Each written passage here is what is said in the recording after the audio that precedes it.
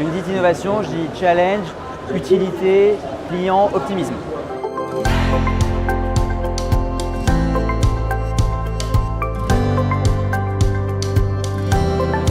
On est à Vivatech pas simplement ou pas juste pour montrer quelques innovations, on est à Vivatech aussi pour montrer qu'un acteur aussi historique que la SNCF, qui a 80 ans, est un acteur majeur du digital. L'histoire entre la SNCF et le digital, c'est une longue histoire, c'est une vieille histoire, puisque la SNCF a été sans doute la première entreprise française à prendre le tournant digital en 2000. Il faut bien s'en rendre compte, à l'époque où ça ne représentait pas grand-chose dans la vie des Français. Je crois que c'était 1% des Français qui achetaient sur le digital. 100% de la stratégie est autour du client. Il n'y a pas de stratégie qui marche si elle n'est pas orientée autour du client. On ne peut pas forcer le client à faire autre chose que ce qu'il veut ou que ce qu'il a en tête. Ce monde-là, il est derrière nous. Ça, c'est le premier point.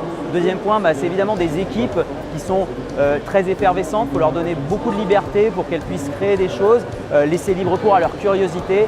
Et troisième point, je dirais, une fois qu'on a tout ça, nos équipes travaillent avec des startups qui nous permettent d'aller plus vite, qui nous provoquent, qui nous posent des questions qu'on ne se posait pas forcément avant. C'est ça qui nous permet d'avancer.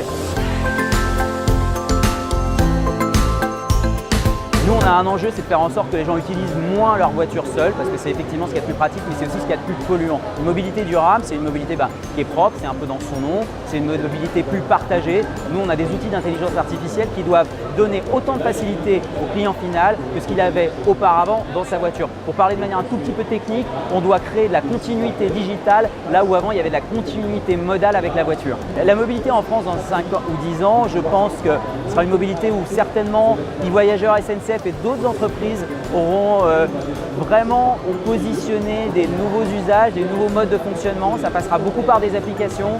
Ce sera très multimodal, très fluide dans la vie des gens, beaucoup plus propre, avec beaucoup moins d'automobiles. J'espère que ce sera ça et c'est ce qu'on construit aujourd'hui.